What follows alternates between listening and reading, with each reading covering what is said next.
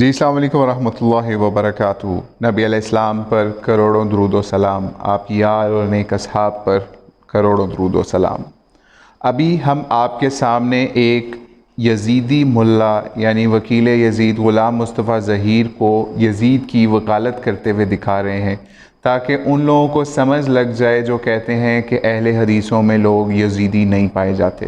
وہ یزید کی کیسے مدح کرتا ہے اور یزید کو بہت اچھا حکمران کہتا ہے اور اس فتنوں کو قلع خما کرنے والا بتاتا ہے کہ یزید نے بہت اچھے طریقے سے حکومت سنبھالی، اور یہ بھی کہتا ہے کہ ولی عہد ہونے کے لیے، حاکم ہونے کے لیے کوئی نیک پارسا ہونا کوئی شرط نہیں ہے۔ تو یہ دیکھ لیجئے کہ ان کے نزدیک عمر، ابو بکر، عثمان و علی کسی قسم کا کوئی سٹینڈرڈ نہیں ہے، یزید ہی ان کا سٹینڈرڈ ہے۔ تو پہلے ان کی باتیں سنیں، پھر اس کے اوپر ضیاء اللہ شاہ بخاری جو کہ خود اہل حدیث ہیں، انہوں نے کیا جواب دیا، ان کا منہ توڑ جواب دیا، وہ بھی ساتھ ہی ملاحظہ کیجئے۔ السلام علیکم ورحمۃ اللہ وبرکاتہ۔ السلام علیکم ورحمۃ اللہ۔ کہتے ہیں کہ حضرت امیر معاویہ نے یزید کو ولی عہد بنایا، کیا دیگر صحابہ سے حسین کی ہوتی ان کی خطا ہے یا درست فیصلہ تھا؟ درست فیصلہ تھا، اس پہ کیا مسئلہ ہے جی؟ کوئی ضروری ہے کہ صحابی کو بناتے، کوئی ضروری ہے کسی اور کو بناتے؟ ٹھیک ہے، وہ سمجھتے تھے کہ اس وقت جو حالات و واقعات ہیں ان کے ساتھ نمٹنے کی یزید طاقت رکھتا ہے، کیونکہ ولی عہد کے لیے ضروری نہیں کوئی بڑا نیک اور پارسا اور بڑا وہ ایسے بلند درجے اور رفیع درجات پر وہ فائز ہو۔ اس کے لیے قائدانہ صلاحیتیں دیکھنی ہوتی ہیں، اس میں اگر قائدانہ صلاحیت ہے تو اس کو وہ ذمہ داری سونپی جا سکتی ہے، جیسے کہ یزید کو سونپ دی گئی۔ یزید اچھا حکمران ثابت ہوا، کوئی ایسی بات نہیں ہے۔ فتنوں کا دور تھا، پریشانیوں کا دور تھا، ہر طرف پریشانیاں تھی، تو میں سمجھتا ہوں کہ وہ بہترین حکمران ثابت ہوا۔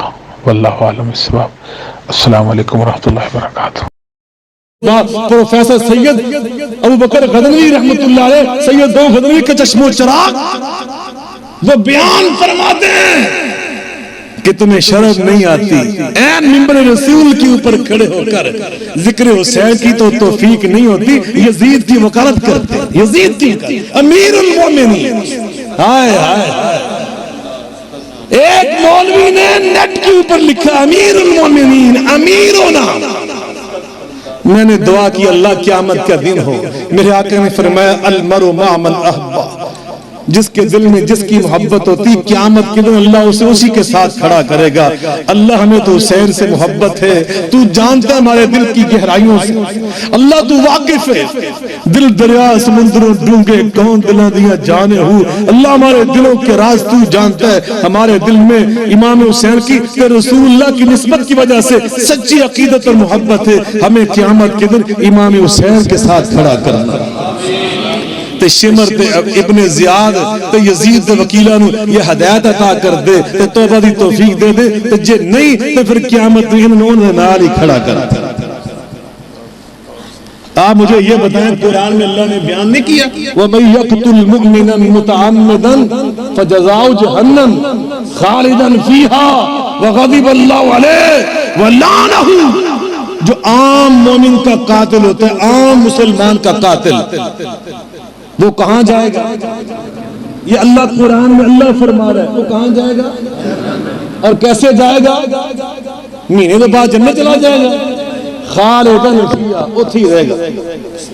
وغضب اللہ علیہ، اللہ نے یہ کہہ کے اللہ کو اتنا غصہ اس کے اوپر، اتنی ناراضگی کہ میرے مومن بندے کا یہ قاتل جہنم کی بات کر کے اللہ پاک نے بس نہیں کیا، فرمایا خالداً فیہا، پھر اس میں اللہ رکتے نہیں، فرمایا وغضب اللہ علیہ، پھر اللہ پاک اکتفا نہیں فرماتے وَلَعَنَهُ وَعَدَّ لَهُ عَذَابًا مُهِينًا۔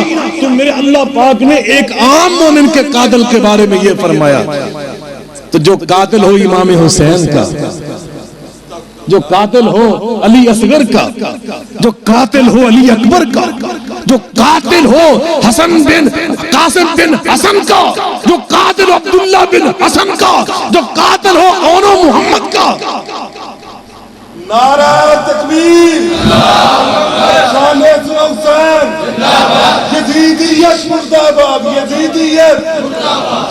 شریعت، یزید پہ لعنت بے شمار۔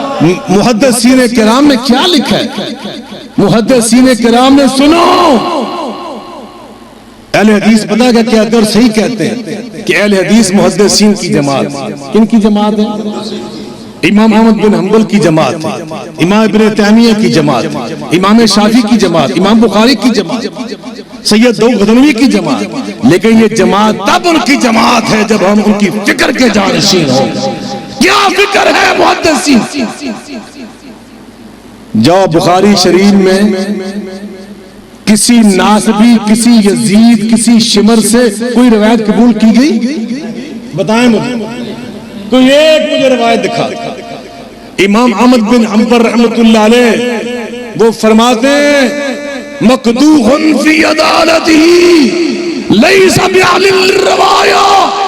امام اعظمی تہذیب ساری کتابیں جو تعدیل کی سب کا یہ فیصلہ ہے کہ مقدوح فی عدالتہ لیس بعلی الروایا لأنہ من قتلۃ الحسین ابن رسول اللہ صلی اللہ علیہ وآلہ وسلم، کہ یزید سے کوئی حدیث کی روایت قبول نہیں ہو سکتی۔ کیوں نہیں ہو سکتی؟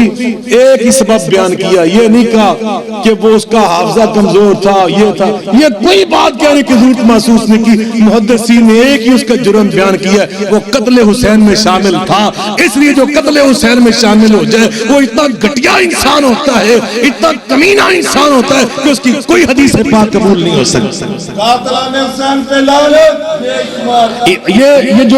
یہ جو بات کر رہے ہیں نا، یہ ہمارے اکابرین نے کی۔ منہاج السنہ الشریعہ میں آپ کی عبارت سنا دیتا ہوں، وہ فرماتے ہیں، یہ اللہ نے قرآن میں فرمایا عام مومن کا قاتل لعنہ، وہ لعنتی ہوتا ہے۔ وہ کیا ہوتا ہے؟ اور امام حسین کا قاتل وہ تو پوری کروڑ والی لعنتی ہے۔ ہمارے اکابرین کا موقع فرماتے اما من قتل الحسین، اما من قتل الحسین او عان علی او راضی بذالک فعلی لعنت اللہ والملائکۃ والناس اجمعین۔ جو امام حسین کا قاتل ہے یا اس قتل میں معاون تھا، یا قیامت تک اپنے دل میں خوش ہوتا ہے کہ اچھا ہے کہ یہ اہل بندے ہیں، سانو بھی واسطہ پیا زندگی جو ہے بے وقوفانہ۔ اسی بد دعا نہیں کرتے، سچی گل ہے، دعا کرنے اللہ سب دی اصلاح کر دے۔ بٹک جاتے ہیں لوگ، بٹک جاتے ہیں، پھسل جاتے ہیں بعض اوقات، ایویں ضد پہ اور ضد مطلب یہ تھوڑا ہوتا ہے کہ میرے کسی مخالف نے چنگے کپڑے پائے ہوں تو میں گندے کپڑے پا کے آ گیا۔ یہ ضد، یہ تو بیوقوفی کہ میرے مخالف نے اچھے کپڑے پہنے ہوں اور میں جا کر گندے کپڑے پہن کر آ جاؤں، کہ نہیں میرے مخالف نے چونکہ اچھے کپڑے پہن لی اب میں نے گندے کپڑے پہن۔ اگر میرا مخالف امام حسین سے محبت کرتا ہے تو میں نے امام حسین کی مخالفت کرنی۔ یہ کوئی عقل مندی نہیں میرے بھائیوں، توجہ فرمائیں۔ وہ فرماتے ہیں اما من قتل الحسین، جو بندہ امام حسین کا قاتل او عان علیہ، یا اس کا مددگار ہوا قتل کا، اور راضی بذالک کا، یا اس پر راضی ہوتا ہے کہ اچھا ہوا، فعلیہ لعنت اللہ، اس پہ اللہ کی لعنت، والملائکۃ، اللہ کے سارے فرشتوں کی لعنت، والناس اجمعین، اللہ کے سارے نیک بندوں کی لعنت۔ اللہ پاک ہمیں ایسا بد نصیب نہ بنائے، دعا کرے اللہ ہمیں ایسا بد نصیب نہ بنائے، اللہ ہمیں ایسا بد قسمت نہ بنائے۔ آخری بات کرتا ہوں، بڑی باتیں ہیں، بڑی تفصیلات ہیں انشاءاللہ۔